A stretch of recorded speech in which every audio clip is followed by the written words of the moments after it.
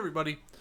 We're going to be going over the species, the backgrounds, and maybe the crafting rules for the upcoming 2024 Player's Handbook. I'm a little bit under the weather today, so I'm a little more low energy than normal. That's why. If I start coughing stuff, we'll try to cut it out, or I'll probably stop streaming and recording altogether. But I did want to check out this stuff out, but I want to make my way through it, because we are getting so close to the epitomous top of this thing, and they keep adding more stuff for us to look at, so I can start catching up soon. So, let's get into our species. So, big thing I already kind of know, as we're going to get into, I think they remove half races completely. That stuff is going to be gone, or half species. I'm probably going to go between just calling them races and species, just because I'm so used to the old rule set of old terminology, not rule set, old terminology, where they call them races. And they got rid of the half orcs and I think half elves for orc, and then I think they put other races in there, and I think half elves are just fully gone now, which is fine.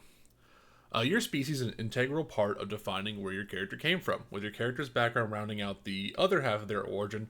The 2024 Player's Handbook has changed the way these aspects interact with your character, and also changed how creation works. As part of this new journey, each of the 10 playable species featured in 2024 core rules have been revisited and revamped. Some of these species were part of the 2014 core rules, others have been added to the list. We'll look at what's new for each, and blah blah blah. Okay. Asimir's new. Bringing that was such a popular pick from Xanathar's, right? Or was it I think it's Xanathar's was when it was introduced. Dragonborn. They're gonna update that because it was trash. Dwarf Elf Gnome. Goliath is the other new one, and that's it. Orc replacing half orc. Okay, so it's just Goliath and Asimir really are the new ones. So now we have 10 instead of 9, which was in the original Player's Handbook. Which is fine. I think it's a fine number. I think giving a little more into weirder ones. I think Goliath is just popular because of Critical Role at this point, but maybe I'm crazy. I'd rather have Nah, I think Goliath is fine. I think having another big hitty dude is fine. Sort of the what's it called? The Kenku and stuff. So it's whatever. New species. A big change in the 2024 Player's Handbook is the addition of some new but familiar faces. 3 species have previously been featured in other source books and are now included with the core rules of the 2024 Player Handbook. The Asimir, the Goliath, and the Orc have been called up to the majors with some tweaks and updates for each. Asimar, I don't know how to say it, I just say Asimir, but I think it's Asimar or Asimar. Gained their Celestial Revelation trait at level 3, and as a bonus action was a change from Monsters of the Multiverse. That has carried through the 2024 Asimar.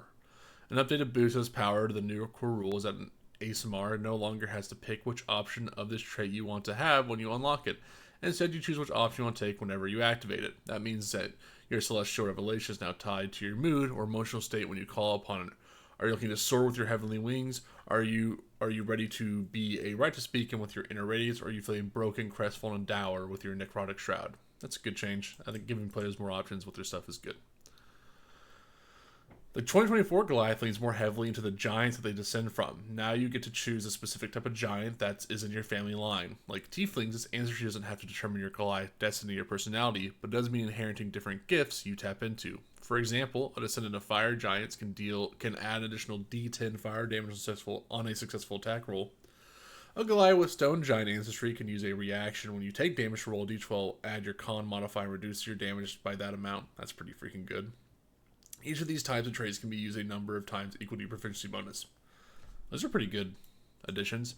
I think they're trying to make the species, instead of giving you ability points like your +2s and your +1s like they did previously, is just to give them a really strong ability to do something with. Orc, a playable species in D&D in different versions since 1993, orcs aren't just back on the menu, they're now part of the core rules. The 2024 Orc builds upon the Adrenaline Rush feature, the Monsters of the Multiverse, which allows you to dash and gain temp HP as a bonus action. Now you regain all uses of the trait after completing a short rest. Your 2024 Orc also gets expanded dark vision, gaining a range of 120 feet. Damn, orcs see in the dark really well. That's weird. I don't think they needed dark vision. I don't think that's really a part of the Orc kit in my mind, but good to see it's still doing well. Maybe the Orc like their ambushers, but I always thought they're just like bruisers and attackers. They don't need the dark vision stuff as much. Okay. So good changes all around for these. I'm not going to go look at the originals. I kind of remember them, basically. Goliath was really boring. They didn't really have much to, chew on. besides like carry shit, and was like a little, it was considered like a bigger size, but that's about it. I think Alsamir, having all abilities is good, and I think Orc, we'll see how it works out with Adrenaline Rush. I could see it being really good. I think the what's it called? The original, if they keep the original half orc thing too, I thought that was always really good. The like you go down but you pop back up pretty much move. I forget what it's called. Was that still called Adrenaline Rush? Or was it like Relentless Endurance maybe what it was? And that was the oh, you hit 0 but you go to 1 instead, and then you finish a long rest, you get it back. I like that one. Hope that maybe that'll stick around. Whether it's one of the 3 new species in the 2024 Player Handbook or one of the 7 returning ones, each of the species in the 2024 core rules have been given an overhaul. A boost to effectiveness. Features for several species have been given a boost to help give them more value and action economy in the game. Dragonborn can now choose whether their breath weapon comes out as a cone or a line. That's good. Gnomes now get full access to speak with animals. Dwarves can now use tremor sense on stone surfaces. Traits like these and others have all been looked at and upgraded to make them more usable more often in your game. Elves and tieflings get spells. Each of the 3 main 2024 elf lineage and the 3 new 2024 tiefling lineages gain access to unique spells at level 3 and 5. For example, the wood elf now gains Long Strider at level 3 and Pass Without Trace level 5. That's actually those are some really interesting spells. Similarly, a chthonic tiefling gives False Life at level 3, and Rave Enfeeblement at level 5, much less good than Pass Without Trace. The 3 tieflings lineage also gain resistance to an appropriate damage type and the Thaumaturgy cantrip. Each of the 3 elf and tiefling variants also gain a unique cantrip. Oh, that's fun. There's going to be a unique one for all of them. That's 6. That's 6 unique cantrips that will be given to each of them. Which either means they get a unique cantrip as in it's not any other character can get it, or it's unique for them. Don't know. That's good. We can actually go up. It doesn't look like they're going to go... The art show, new art. I think the art's going to be great. But let's go back up. I think they're more specific up here, so let's kind of go through these then. Inner Radiance, Celestial, this is for SMR. We already read this where you can set an option to use semi-transform. All Celestial Revelations forms deal extra damage once per turn on an attack. Just to have that there. Inner Radiance, Celestial Revelation option was previously called Radiant Consumption and now deals radiant damage equal to your proficiency bonus to creatures within 10 feet of you at the end of each of your turns. Okay. Dragonborn. Breath Weapon now functions similar to what Fizban's Treasure of Dragons. It can be used as part of an attack action, has uses equal to your proficiency bonus, and damage scales from 1d10 up to 4d10 at level 17. Good. Breath Weapon used to be terrible, trash, and now they're making it good. Fizban's really buffed it. It's still not the craziest thing, but it's good. And then having 15-foot cone and 30-foot line, I think, is a really good change to give the Dragonborn a little more versatility with it. And then Draconic Flight, at level 5, your Dragonborn can sprout spectral wings and appear to be made of the same energy as your breath weapon. You gain a fly speed for up to 10 minutes. This features once per long rest. Okay, decent. Dwarves have been streamlined. They now all have Dwarven Toughness, Dark Vision, 2 range 120 feet, and an updated Stone Cunning. Good. Your speed is now 30 feet. Stone Cunning. The 2014 feature has been replaced. You can now gain Tremor Sense for 10 minutes on stone surfaces as a bonus action. You can use this trait in order to do it. Okay, that should be fine. It's a little more, what would you call it? What's the word I'm trying to look for? Like, it feels a little bit less specific. Because I guess dwarves they just not get, like, hill and mountain dwarves. Like, is that shit just, like, we're just not doing that anymore, I guess, is the idea here. So, you don't get the hill or the mountain dwarf. So, that kind of stinks that happens, but I think Dwarven Toughness is a really good ability to kind of, I don't know if round that out is the right word, but give them all Dwarven Toughness, I guess. And as long as they still have some of the other stuff, I know it says, like, they usually keep things, they don't bring it up, so, like, would Dwarven Armor training come with them to some degree, or is that going to be gone and replaced with something else? I don't know. But a little lackluster looking for the dwarves. But, I mean, having Dwarven Resilience is pretty good, so I guess you can kind of keep with it. Do whatever you want with it, you know? It's kind of up to you. Elf. You can now choose Insight, Perception, or Survival for the Keen Senses trait. Before scrolling down just to make sure I can grab it correctly, keen senses for the elf. Where was that? I have too many drinks open because they're covered up my actual screen. You have proficiency in the perception skill. Okay, so you can choose perception, insight, or survival, which means everyone's going to pick perception still. No offense to all the people who don't think perception's probably just a strong skill, such a strong skill roll. Yep, they took away the no longer suffer from sunlight sensitivity from Drow. Drow have been good, and they're just like, fuck it. People want to play the Dark Elf, and even though it makes no sense that the Drow don't have sunlight sensitivity, fuck it, whatever. Moving on. Fair enough. It isn't too annoying to work with. People would find thousands of ways to get around it, and they're just going to get around it here. Again, it makes no sense that this happens. Drows live literally in underground caves, worshipping the evil spiders. They never come out to see sunlight. Of course, they'd be sensitive to it, but you can make that for the actual people you fight. This Drow somehow has been on the sun and is adapted. Whatever, we move on. High Elf starts with Prestidigitation cantrip, but can replace it with a different cantrip from the Wizard spell list whenever you complete a long rest. Okay, so yeah, like we were saying before, all elves start with a unique cantrip. The unique cantrip is just a cantrip that is known. Okay. Wood Elf, Mask of the Wasp, replaced with Knowledge of the Druidcraft cantrip. Okay, so Wood Elf, goodbye. Goodbye, Mask of the Wild, which is the you can attempt to hide, even if it's like, even when you're only lightly obscured. Most of these people just let people hide in general. I let my players just hide if they can get away with it, if it makes sense to some degree that they can like get and move through some people and stuff. So they're just saying like, F it, just let them. They're probably going to hide anyways. Give them Druidcraft. But probably then they're keeping the walking speed increase and stuff is what my assumption would be. So they probably are keeping a lot of the other junk. It's just sad to see Dwarf doesn't have any other sub-species, I guess, or whatever. What are they called? I don't know, variants? Whatever the subspecies is called. Let's get into race knowledge. So each elf variant has an associated spells. We've talked about that. Each spell is always prepared and can be cast once without a spell slot or again using your character's available spells. Okay, cool. Always ready, good to go. Gnomes, speed is now 30 feet. Oh, are they getting rid of, let's go see halfling. Yep. All distance is the same for everyone. We cannot have the 25 feet anymore. Just notice that. 30 feet. 30 feet. We are getting rid of good. I think it's fine change. I'll just let my players do that now, probably. Just fuck it. The speed of 30 feet, the speed lesson is just such an annoying trait of the small characters. I'll probably just let my players update that now. I should probably have done that already. But Gnome, Forest Gnome, Speak with Small Beasts has been replaced with Speak with Animal spell. Good. The spell is always prepared, and you can cast it without a spell slot 9 times equal to your proficiency bonus. You can also cast it with spell slots at Educator. Cool. They just get Speak with Animals. Perfect.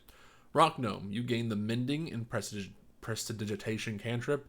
The Tinkerer trait has been reworked for the 2024 Rock Gnome. Its effects are based on Prestidigitation. You can still have up to 3 devices at a time. Yeah, go ahead. Yeah, one of my players in the chat right now is like, I'm literally changing my speed. Go ahead, change it. I think it's fine. It's a thing I should have thought about in my own head and fixed it. But probably just slipped my mind. Never really thought too much about it. Yeah, 25 feet sucks. It's such an annoying thing. So good to hear the Rock Gnome has Prestidigitation. That is their tinkering thing. Again, I think they're trying to move through and make characters more magically focused in some respects. Like gnomes are magic, and so they're like, oh, the forest gnome gets to be all like critter magical. Oh, I love my little critter guys. But rock gnomes are like the almost the artificer style gnome, we would say. And it's like, oh, you now have artisans tools, they help you make stuff, and now they're just saying like you can use prestidigitation and you can still create devices. You don't need to have the tools and maybe all the gold or whatever. You blah blah blah. Can maybe just be a little bit quicker, which would be fun. I think that'd give them interesting. I think the AC of the devices is really, or like the not the AC. The AC's garbage, but the devices are fun to use. So maybe people would be more willing to interact with them and create them at their early levels. I think that's fun. I think that's fun. Goliath is now in the game. Who would have thought? Speed is now 35 feet, so they get an extra 5 feet buff. Good. You can now choose the type of giant you descend from, something from cloud, fire, frost, hill, stone, or storm. Each gives you specific benefits. You can use number of times equal to your fishing bonus. We saw the fire in the, I think it was fire in the stone one, and those seem good. So if all of them are fun and interesting, that's great. At level 5, you can use bonus action to become large for 10 minutes, gaining advantage on strength checks and increasing your speed by 10 feet. Great. And then powerful build, formerly Little Giant, no longer grants proficiency in athletics, but you have advantage on saving throws made to in the grappled condition in addition to increasing your carrying capacity. Okay, that all seems fine. You don't get the proficiency anymore because you get the Giant's ancestry. I think that's a fine trade-off. Halflings have been streamlined. All 2024 halflings receive the brave, halfling nimbleness, luck, formerly called lucky, and natural stealthy traits. Your speed's not 30 feet. So again, when they don't bring it up, are the other species still there, or are they not there? When they don't show the other species, it makes me feel like they did get removed. I could be crazy here. I guess they could still exist. I'd want that clarified. Halflings getting all their abilities no matter what does make the halflings really good. Halflings are fucking goofy little guys, and having the ability to be, well, you already have, I believe they already, if you look at the player's handbook, I think naturally stealthy was the only thing that wasn't freely given out. I think everything else, I think brave you got. I do think halfling nimble. I think luck was just part of it. Remember lucky always being one, which is the when you roll a 1 on an attack roll ability, check, or saving throw, you can now re-roll the die and must use a new roll. That's the luck ability. So I think they always got it. They're the hobbits. The halflings are like the hobbits, blah, blah, blah. But speed of 30, good. Everyone thumbs up to the speed of 30. Human. The 2024 human has a new set of traits that are most closely aligned with the 2014 human variant trait. Okay, so they looked at what everyone does, and every single player goes variant human, and then picks that because it was objectively the strongest thing you could pick almost every single time. And so humans now get resourceful. You gain a heroic inspiration, the 2024 version of inspiration whenever you finish a long rest. Great. You gain proficiency in one skill of your choice, and versatile you gain, so here's the actual feat. You gain an origin feat of your choice in addition to one game by your background. We will be looking at origin feats here in the background and origin feats. I think this is their way to nerf versatile, the feat you go for. But you just got a feat, which are really good. And now they're like, you get an origin feat, which could be really good. We'll have to go see. But I doubt it's going to be as good. Orc added adrenaline rush is the thing they have. No longer have powerful build. Okay, we'll have to figure out what orc looks like later on. I guess I could open up my monsters of the multiverse, but I don't really want to right now. And I bet they'll be fine. And then tiefling. Tieflings choose from one of the 3 lower planes for their Fiendish Legacy: Abyssal, Chthonic, or Infernal. Each tiefling variant has an associated dangers, a pair of spells gained, blah, blah, blah. And it's kind of like the same as the elf. So elf and tiefling kind of the same. I don't know why they're... I guess because all the motherfuckers who do spell casting pick elf and tiefling. I get it, but yeah, whatever. Also look at this. Each species was shaped with an eye towards the fantasy. When working on the revisions for each species in the 2024 Player's Handbook, a decision was made to focus on what the fantasy of each species is. Dwarves were given enhanced stone cutting and dark vision to emphasize their legacy of toiling away in the mountains, mines, and kingdoms. Goliaths lean much more heavily into their specific lineages to reflect being the descendant of giants, as we understood them in D&D. Dragonborn were given the ability to access wings because flight is absolutely one of the coolest things about dragons. Even humans in the 2024 Player Handbook were given a keen focus on their role in fantasy. The flavor texts talk about the way humans have spread throughout the multiverse, much in the way humans have done in every corner of our globe. By emphasizing human resourcefulness and versatility in their traits, the 2024 core rules portray humans as they're seen in the stories like Lord of the Rings and The Witcher, or even sci-fi tales like Star Trek, never content to stay in one place, always eager to learn, grow, and explore. In some cases, this means these species have been given more choice points during their creation process, such as tieflings or Goliaths. In other cases, like halflings and dwarves, these choices points were streamlined to best serve their fantasy elements. So yeah, it sounds like their subspecies or their I don't know, their species lineage has been totally cut out. Which sounds like halflings and dwarves have been. They've just been whatever that old part is. It's gone now. You are just the halfling. You are just the dwarf. And the hope then is that their backgrounds are better and more optimized for tweakage than they were before. Ability score improvements. Okay. The huge change to the 2024 Play Handbook is that your ability score adjustments will no longer be tied with them. With the 2014 character creation rules, players often chose their class based on their ability score adjustments of the species, which took away from the customizability of the character creation. Now you can play with any species with any character class without feeling like you're intentionally putting yourself at an ability score detriment doing so. This is a good change.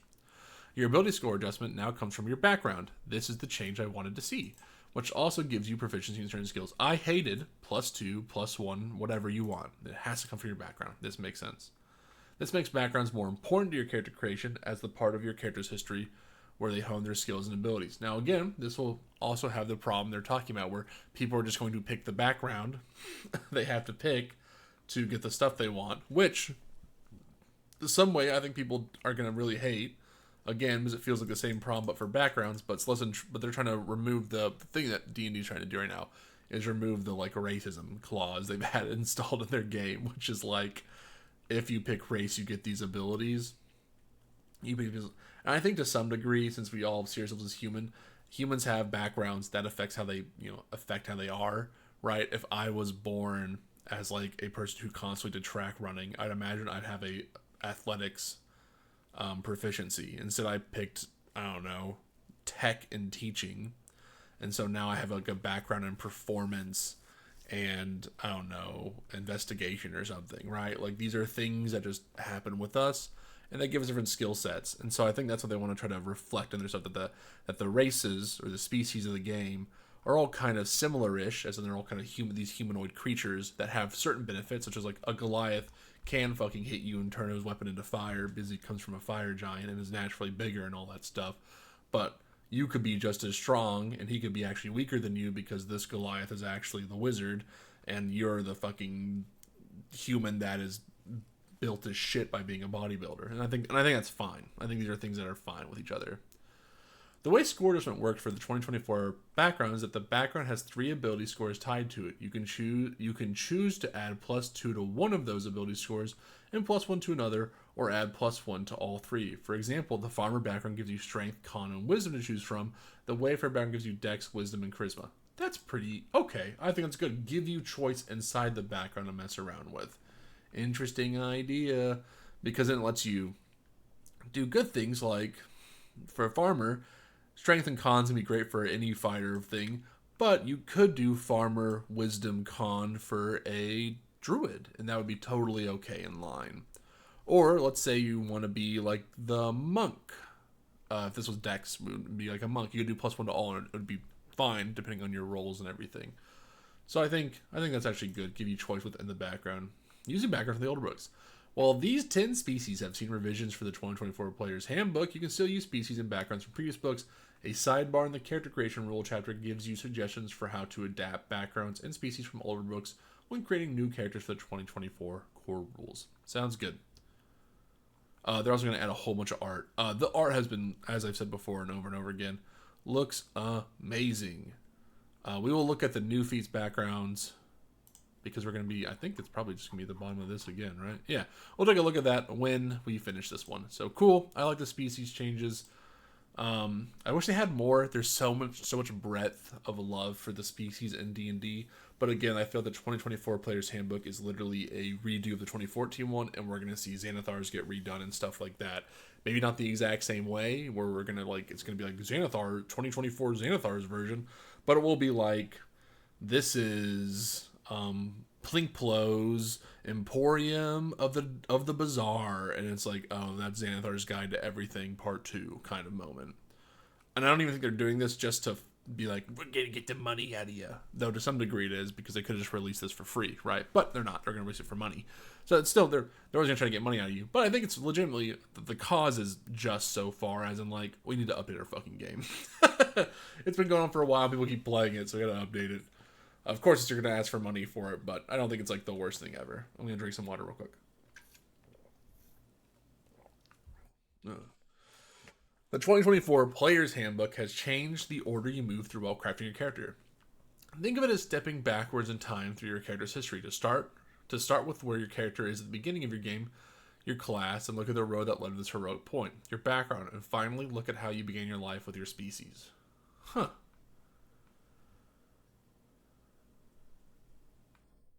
So we start with class, then background, then species?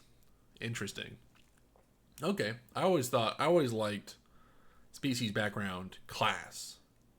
Walk you through it forward, not backwards. I think backwards is going to be rough for people to think about, but whatever. Today we're going to look at how backgrounds have changed in the 2024 Player's Handbook to create a connected narrative between your origin and the beginning of your adventuring career. When it all comes together, the new core rules make it easier to imagine your new, fully fleshed out character. And remember, a big thing for D&D, for players, is always something you want to remind people of. You are an adventurer. You're doing an adventuring career. D&D is centered around adventuring, going off and adventuring and getting gold and magic and loot and blah, blah, blah, blah, blah, blah, blah. That is like the D&D myth. That's the D&D adventure game. That is the game which we're running. So whenever people are like, well, I'm not an adventurer, when you finish, then you're going to have a harder time getting into the D&D system, because D&D is designed around going out, killing horrible magic monsters, taking stuff from the cave they somehow kept in there, whatever they've done, and you going back and maybe getting wrapped up in other stuff, but it's always going to be some like magical adventure that you're adventuring into. The player thrust, the DM shouldn't be trying to get a player to go adventure. The DM should be providing opportunities for the party that wants to adventure, not trying to force them out like they're reluctant heroes. They are adventurers. They want to go out and do things. So that's kind of where that's what D&D always looks at. I keep bringing up my freaking toolbar on accident. See? Look at that. Look at NGU still running. How do the new backgrounds work? Your character background is a collection of characteristics that are picked up during the formative years of their life. These are the experiences and occupations your characters engage in, separated from their upbringing and species and prior to their life as an adventurer. Is upbringing going to be a separate thing? I gotta figure that out later. Mechanically, your background contains 5 aspects: ability scores, skill proficiencies, a tool proficiency, starting equipment, and an origin feat specific to your background. While gaining a feat as part of your background is the new core rules of the 2024 Player's Handbook, we've seen feats offered at character creation previously as part of optional custom lineage rules in Tasha's Cauldron of Everything, and in backgrounds features in recent books like the Book of Many Things. I mean, no offense, I always just considered, maybe they're not considered feats, but like, your background would give you a thing. It's like, if you stay at, what's the fuck? Let's go look at Acolyte. Feature, rustic hospitality. Since you come from the ranks of the common folk, this is the folk hero, you can find a place to hide, rest, or recuperate among other commoners. I was like, that's like the feat, I would think of it as. But I guess they're saying feat's different. We're going to see what that means now.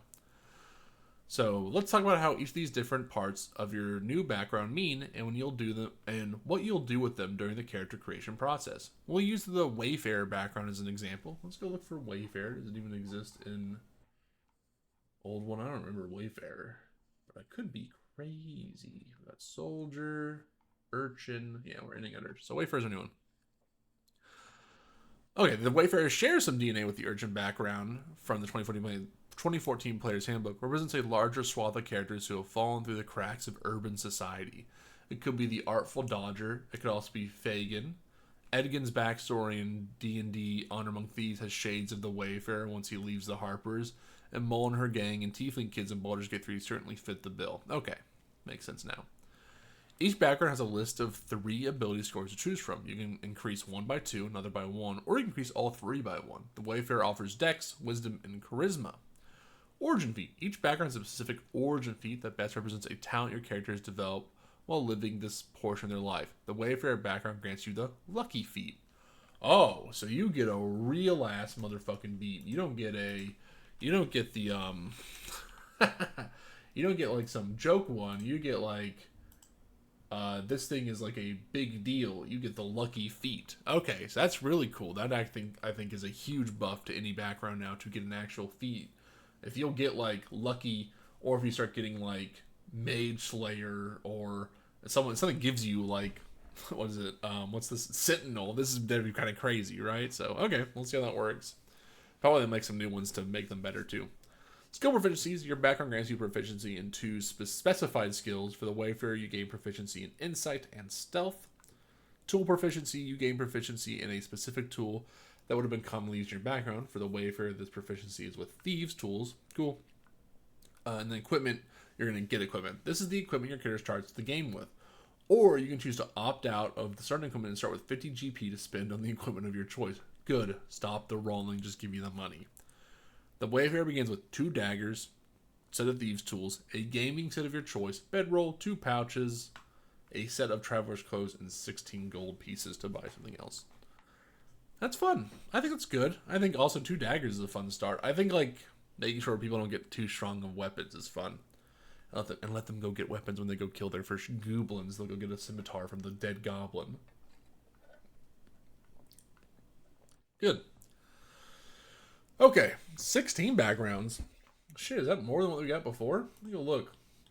I legitimately don't remember all the backgrounds. Let's go look. See if I can find a list. Oh god, the list is terrible. There's so... probably more. We get Acolyte. You're blah blah blah. Acolyte, Charlotte, Artisan, Criminal, Entertainer, Guard, Farmer, Guide, Hermit, Noble, Merchant, Sage, Sailor, Scribe, Soldier, Wayfarer. Yeah, there's a few different ones. Like I don't think Scribe was there. I think it was Sage. Yeah, so Sage, probably Scribe was not there. I think Sailor was there. I don't think Merchant was. I think Guild Artisan was what it was called before. Maybe Noble, Hermit, Guide. I think Guide's different. Farmer's new. I think everything else is kind of the same. Maybe something in here is not as right. But, cool. The previous CD books contain a plethora of backgrounds that are beloved by players. If you don't see your favorite background listed, don't despair. The scribes have scrawled some handy tips for converting backgrounds from an older book to work with a newer character using the 2024 Player's Handbook. When using an older background, simply select the ability scores you want to add your 3 points to, so adjusting 1 score by 2, another by 1, or 3 scores by 1. Fair enough. This comes in place of your species ability score improvement, so if you choose an older species that has an ability score improvement, ignore it. If the background you select does not already provide a feat, you gain the origin feat of your choice. Oh, okay, so you get to choose one of these ones then. Oh, okay. Origin feats. Start your journey with a boost. There are different types of feats in the 2024 Player's Handbook. Origin, General, Fighting Style, and Epic Boons. General feats have become available at level 4, and may carry other prerequisites such as certain ability scores. Fighting style feats are bestowed by features in your class, and epic boons are available to be chosen by characters at level 19. Origin feats are similar to the features each background got in 2014 Player's Handbook, but with the mechanics that give them more utility in your adventuring day-to-day life. They represent the talents your character's background will likely have led them to develop, but don't offer boosts to ability scores like some general feats do.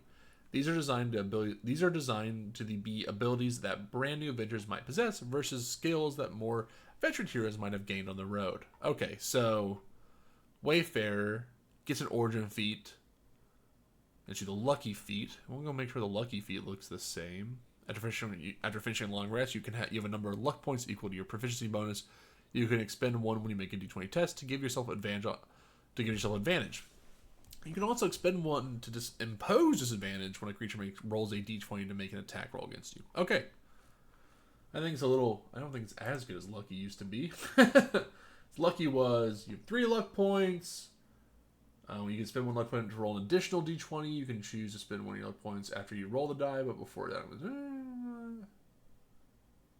yeah, it's about the same. It's not too different. It's actually got buffed with the proficiency bonus because that's going to go up instead of having more than 3. There you go. So you get alert, add your proficiency bonus when you roll initiative, can also swap your initiative with a willing ally in the same combat. Good, alert's still good. Well, actually, is that only thing alert gets now? Because alert used to be you can't be even ambushed. You can't be surprised while you're conscious. If they got rid of that part, that's actually a big nerf to alert. Other creatures don't gain advantage on attack rolls against you as a roll being hidden from you. Might not be as good anymore. Crafter. Gain proficiency with 3 different set of artisan tools. Gain a 20% discount on non-magical items. Fuck math, man. Ugh. Can craft an item from a fast crafting table, which lasts until you finish a long rest. Until you finish another long rest. Of course, the long rest. Why would we ever stop resting? Healer. Okay, so that's good. Crafter seems fun. I actually kind of like that. Let's go look at healer. I'm only looking from the original game, so we'll look at healer on here and then healer on here. When you utilize a healer's kit as an action, a creature can expend 1 of its hit points dice to heal. Your proficiency bonus is added to the roll when you roll to determine hit points when healing with this feature or a spell. You can re-roll the dice if it rolls a 1. You must use a new roll. Okay, so as a healer, this was before, you are enabled, blah, blah, blah. When you use healer's kit to stabilize a dying creature, the creature also regains 1 HP. So you can so now when you utilize when you're like on my action I'm using the healer's kit to heal, a creature can expend a hit dice to heal, and then your proficiency bonus added to the roll. Nice. As an action, you can spend one of the healer's kits to tend to a creature and restore 1d6 plus 4 to it, plus an additional hit point equal to the creature's maximum number of hit dice. The creature can't regain hit points from this feat until it's... Okay, so they just kind of got rid of that part. Just to keep it more consistent. Lucky, we saw the changes to Lucky. Magic Initiate. Yay! Let's go look at Magic Initiate changes. You gain two cantrips and one level 1 spell from the Cleric, Druid, or Wizard spell list, and can replace them with another spell of the same level from the same list when you gain a level. You choose Wisdom, Intelligence, or Charisma as your spellcasting modifier for these spells when you take this feat. You can cast these spells once per long rest without expending a spell slot, and you can cast them again using spell slots.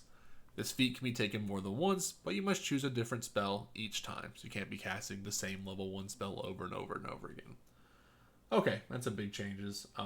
Because before, it was Bard, Cleric, Druid, Sorcerer, Warlock, or Wizard, so now it's just, fuck you, it's Cleric, Druid, or Wizard. You do not get the funny other boys. So yeah, you learn a first level spell, you can cast it at its lowest level. It doesn't say...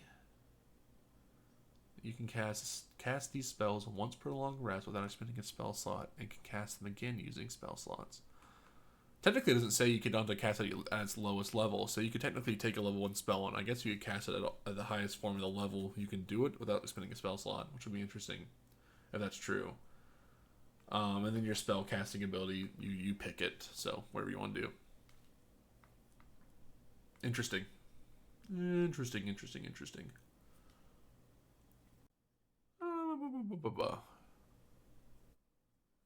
Yeah, I think they probably meant for that to be true too. Okay, musician. This did not exist, I bet. So let's put it in there.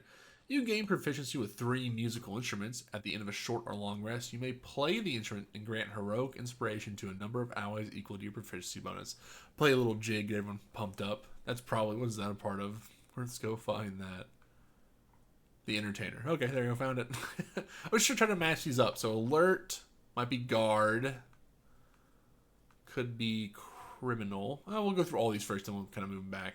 Savage Attacker. Once per turn, when you hit a target with a weapon attack, you can roll the weapon damage dice twice and use either roll against a target. Okay, so just better attacking. Skilled. You gain proficiency in any combination of 3 skills or tools of your choice. You can use this. You can take this feat more than once.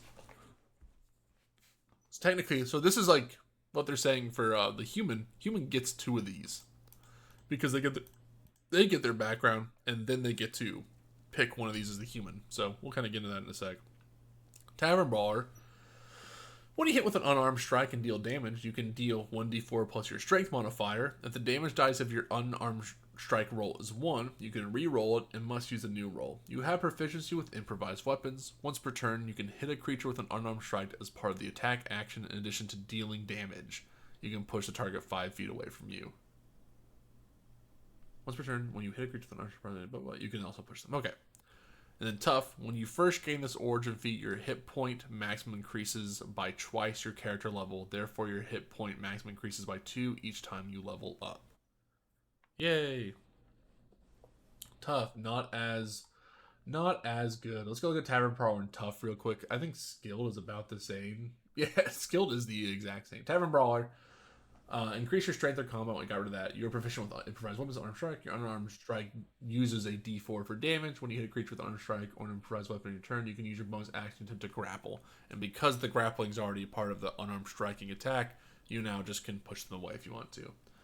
Tough, your hit point maximum increases by an amount equal to twice your level when you gain this feat.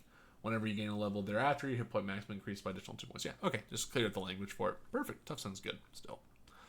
Okay, so let's go see if we can match these up then. So we have Soldier could be Savage Attacker or Tough. I think Sailor would be Skilled. Wayfarer is Lucky. Sage is a Magic Initiate. What's a Healer? Huh. Charlatan's probably an Entertainer. Acolyte's a Healer. Artisan's going to be Skilled, right? Or entertainer might be musician. Musician might be musician. Sorry, musician, not entertainer. Musician might be. That would be entertainer. Charlatan might be lucky as well, or a savage attacker, or tavern brawler. Criminal's probably savage attacker or tavern brawler. I think guard's just alert. Farmer is either going to be skilled or tough. Yeah, okay, that's a lot of them. Yeah, I think what would guide be? Guide might just be skilled again. Guide might be a crafter. Artisan's a crafter. Guide might be. Also could be alert. I could see that. Yeah, on these enough for all of them. Okay, interesting. So these are all just gonna be fun. Their own little fun thing.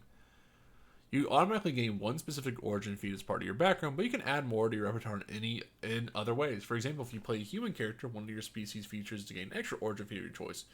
You can select an origin feat if you choose when you reach a class level that allows you to pick a new feat. You can also select an origin feat if you choose when you reach a class level that allows you to pick a new feat. Okay, cool. I guess part of the classes now you might just get feats, so that's interesting. Choosing a background for your character. So how do you determine the best background for your character? Ultimately, that comes down to how you want to build and play your character. But there are a few different approaches that you can use that can be supported using 2024 core rules. Let me drink some water. I'm getting a little phlegm in my throat.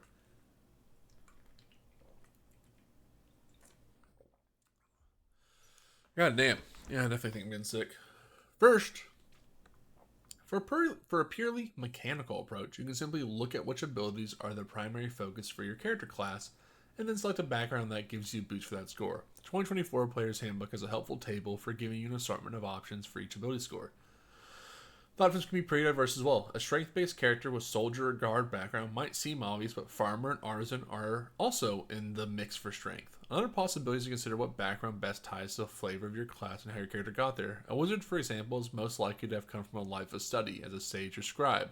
A bard is likely to have work as an entertainer, but before learning to harness the words of creation, but having been a charlatan or noble who shirked her responsibility to run off and dance after a fateful summer isn't too far to left field either.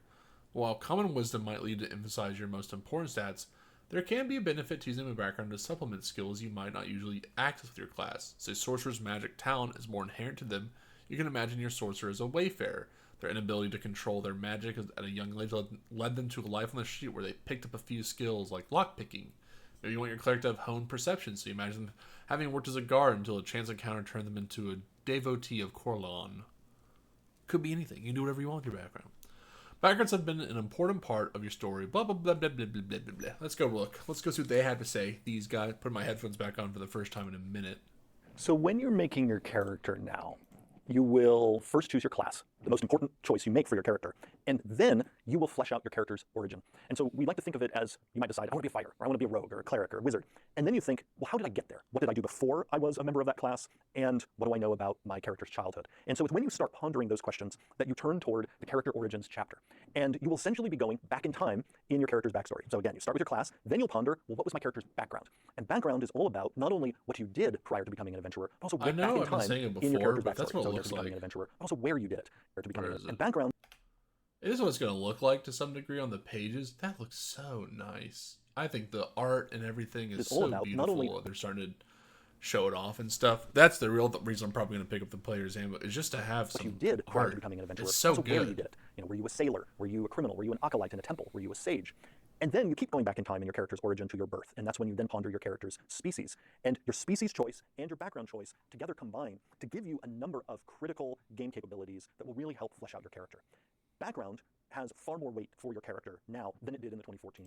Yeah, because it used to be all be race. Let's go Out ahead. of how your characters spent their time prior to embarking on the wilds of adventure.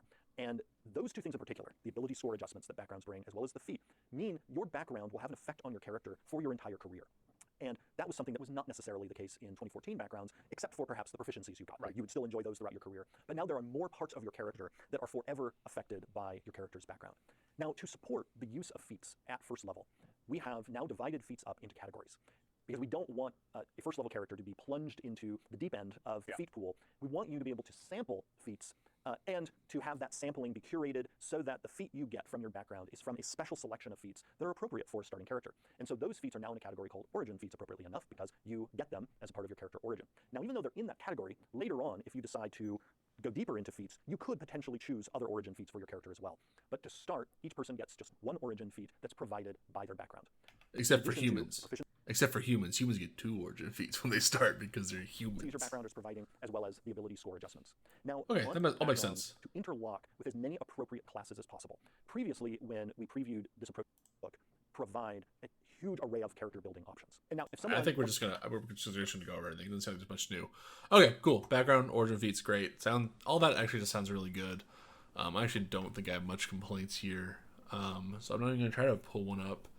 I think all these have a good mix of stuff you'd want, and you could really role play into. I wonder if they'll keep features or if they're just completely removing the feature of like the old, player handbook where it's like, oh, the acolyte gets or like, what was it, like charlatan gets false identity. I think acolyte gets like I get to stay somewhere because I'm religious feature. I wonder if they keep those or if it's just kind of like, as a DM, you should expect those to kind of be there and players should try to push for them. I think that's also a fine answer, so whatever. All right, crafting. Notice I scrolled down here because yesterday I was thinking of streaming and I started coughing a ton, so I stopped streaming. I did not actually do it. All right, so crafting. This is a thing that I think is probably going to be one of those big updates because before they kind of introduced it in some areas, but I think they're going to really try to actually put it in.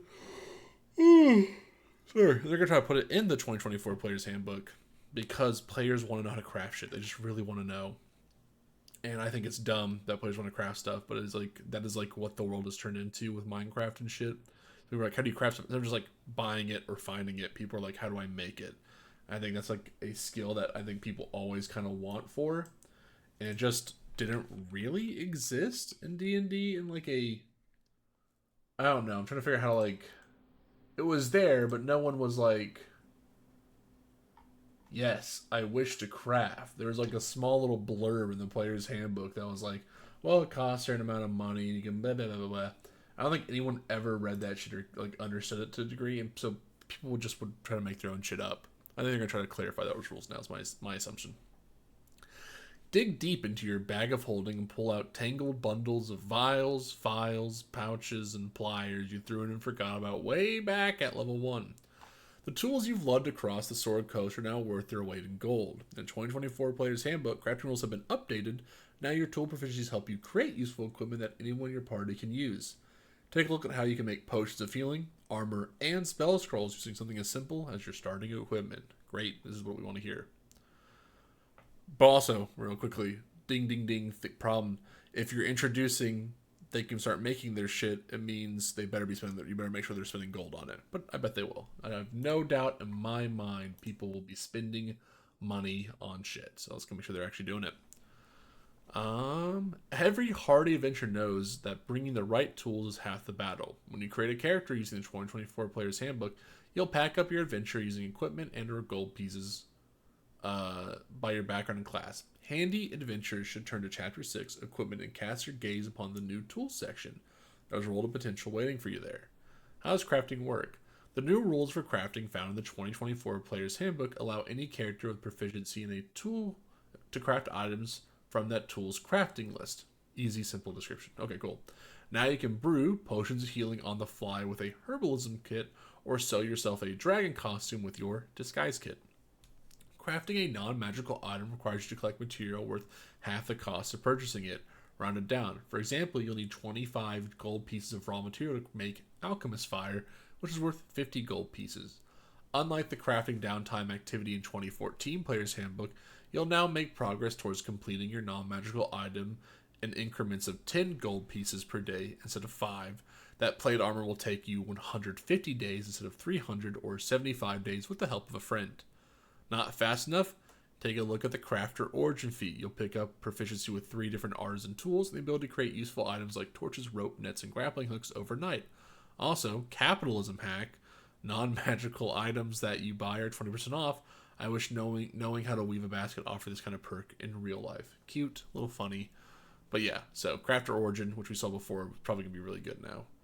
How can you use your tools? Xanathar's Guide to Everything expanded on the potential use of tools by suggesting how you could assist you with specific ability checks, like using investigation, and Cobbler's tools tracks where someone has been based on their shoes. The optional rules for tools also come with suggested DCs for activities. The 2024 Player's Handbook inspires DMs and players use tools more frequently with a streamlined set of suggestions. Tools are now tied to one ability score, which you use when making an ability check with that tool. You'll also add your proficiency bonus if you're proficient with that tool. And my dearest rogues will keep their well-worn set of thieves' tools close at hand. Locked doors and trap chests are no match for you. The new rules on tool proficiency grant you advantage on ability checks you make that both use a skill, like sleight of hand, and a tool, like thieves' tool, you are proficient with. Okay. That's good. You'll need proficiency with a tool to craft an item on the list, but you don't need proficiency to use it for an ability check. Each tool includes a list of things a player can use it for when they take the utilize action, along with a DC for that action. Chisel a peephole into a secret room with your mace's tools. Dissuade pursuing bands by setting fire to a bridge behind you with your alchemist supplies. Good. They're starting to be like, hey, they now have a utilize action, probably part of like one of your action tools, and they go into like their list of things to do to use your supplies. They really want to make sure your tools are useful, because if not, people just never fucking use them. I think they are cool. They should be used, so good. Use them. Turn your caster into a scroll crafter with calligrapher's supplies. I've got a little message for all my fellow wizard mains. The first step to creating the magical infinite library of scrolls you've always dreamed of will only cost 10 GP. And no, I'm not trying to sell you a cursed tome at the low price. At that low price, a set of calligrapher supplies are now the best friend of casters hoping to stock up before they get stomped on. The artisan, acolyte, sage, and scribe background will serve you well if you want to pick up proficiency with calligrapher supplies, which you'll need to mass manufacture all those spell scrolls. You'll still need to pay crafting costs, but who said becoming an archmage was easy? Of course, you can still rely on arcana to make spell scrolls. It's just that proficiency in calligrapher supplies can serve as an alternative route to making them. In either case, you still need to have the spells your scribe prepared each day you're working. You're scribing prepared each day you're working. Perfect. They're really trying to just make it so your life is like, here are these tools we've given you in this game before that were never explicitly given purpose. And to some degree, these things were probably already thought of. Like, oh, if you have calligraphy supplies, of course you can use them for spell scrolls. Go talk to your DM, go make it. And now they're like, okay, I know we said that this is what they were for. Like, we didn't say that, and now they're like, we're going to just explicitly say it. Previously, the 2014 Player's Handbook only allowed you to craft non-magical objects with your downtime activity. In the 2024 Player's Handbook, scribing spell scrolls is similar to the expanded rules on scribing a spell scroll found in Xanathar's Guide to Everything. But it's a little cheaper, as a level 2 spell will cost you 100 GP instead of 250, and potentially more powerful, as spells cast from homemade scrolls will use the spell save DC and attack bonus of the crafter. That's a cool little addition there. Possession of calligrapher supplies also allows you to craft ink, a popular component for spells in illusory skip, teleportation circle, and the spell books you spend hours copying spells into. One little bottle holds enough for 5 books. Oh, that's nice. Rangers and sorcerers can make especially good use of these tools to churn out spell scrolls for the party wizard, helping them learn spells that overlap with their class spell list. I suggest Alarm, Arcane Vigor, Banishment, Dispel Magic, and Summon Elemental. They're also useful for the party rogue. In the 2024 Player's Handbook, the thief rogue can cast spells from scrolls using the magic item class feature. Good. This is a synergy they're trying to suggest it here. Like, hey, if you spend time talking to fucking your group and you work in this direction, the slow direction here, you'll have stuff that works. So if you have the ranger give the wizard spells, the wizard copies the spells, and then they create all these different types of spells, which they can give to the party rogue, who's a thief, who can then cast them all in a more unique way than the wizard and rogue, and the wizard and ranger and sorcerer, who are going to stay in the back most of the time anyways. The rogue's going to be moving. It's going to be schmoving. So now give them the spell scrolls. And they're going to use the spell scroll cost that, going back to earlier one, we'll use the spell save DC and attack bonus of the crafter, so we'll switch back to having all the wizard spell stuff. So the thief becomes much stronger in that regard all of a sudden. This is like a synergy they're trying to work through. And if all kind of the spell stuff has this kind of synergistic combination, it'll actually be really good. Painter's supplies aren't just for artists. I would be remiss if I didn't mention that the bread and butter for wisdom-based casters a set of painter supplies. Similar to the rules in Xanathar's Guide to Everything, the painter's supply in the 2024 Player's Handbook enable you to paint an accurate picture of something you've seen before. In addition, proficiency with the set of paints, brushes, and canvases allows you to craft a druidic focus and a holy symbol. Yes, DMs, you sent the players home with a box of crowns for good behavior, and they show up to school next morning with a glowing orb that makes storms. Never underestimate an artist. Don't know how that works, but I do find it very funny that it does. I guess, like, in some ways they're creating the effigy that, like, to worship, and it actually does work because they're so good at making it. That's kind of cute. Fulfill your witchy dreams with a herbalism kit. My next D&D campaign is going to be all about the party opening a cozy potions and poison shop together, and I can't wait. The challenge? Let's start only with Poisoner's Kit, Cook's Utensils, and the star of the show, Herbalism Kits. Join in on the joy of the cottagecore characters. The Herbalism Kit allows you to craft antitoxins, candles, healer's kits, and potions of healings. Pick up a vial of antitoxin, which grants advantage on saving throws to avoid or end the poison condition for an hour, which you'll need after taste testing the basic poisons bubbling on the front counter. The flickering candles around the witchy room shed atmospheric light in a dim 10-foot radius, and the healer's kit will help you stabilize your unconscious bard after they forgot to use the herbalism kit to identify the poisonous plants growing on the bookshelves. But of course, the main draw of this shop are the shimmering bottles of healing liqueur, each carefully brewed with a full day's work and 25 GP of raw magic goo. Rules change for drinking potions of healing. Previously, consuming a potion of healing took an action. The 2024 Player's Handbook now allows characters on their last legs to down a potion of healing as a bonus action. Fans of Baldur's Gate 3 rejoice. You may not be able to lob a healing missile at down allies, but you can still spend a bonus action administering that sweet red elixir to a friend. Interesting. They are being very specific here in saying potion of healing is a bonus action. They're not saying potions are a bonus action, so it's probably just potions of healing. Okay, I think this is a good way to describe how you would be doing it, right? Like, oh, here's like how you would use my herbalism kit. I don't know what the cook's utensils are doing here, but based and cool, that's probably doing something in here. But this is like a fun little like scenario to set up. And I think it does lead to like, hey, all the party members in their downtime can fucking open up their own shop and sell shit. And I think that's cute. Become a portable armory from Smith Tools. At level 3, the Battle Master Fighter receives the Student of War feature, which grants proficiency with a set of Artisan's Tools. When you put down the broadsword for night, pick up a set of pliers. You'll be surprised at what Smith's Tools can do. This set of Artisan's Tools boasts a handsome list of items to craft. Picture your blacksmith turned hero wiping their sweaty, heroic brow by the light of a campfire as they work day by day on the plate armor they'll one day wear to cut down the corrupt king oppressing their home, or pushing past the rogue to pry open any locked chest or door with tongs in hand, an advantage on their strength athletic check. Smith Tools allow you to craft any metal melee weapon, medium armor, or heavy armor, making them an excellent birthday gift for the party plagued by rust monsters. They'll help keep your ammunition stocked with firearm bullets, sling bullets, and the endlessly useful ball bearing. But I'd rather use them to make a ton of grappling hooks to swing down dramatically like Spider-Man every time I make an entrance. Weaver's tools and leatherworking tools are other great choices for outfitting your adventure on the fly. Both sets will add a design to your homemade hide armor or stitch skull into your padded armor to commemorate each foe you've slain. So they're trying to be like, hey, use this shit, it gives you stuff. Go forth and craft.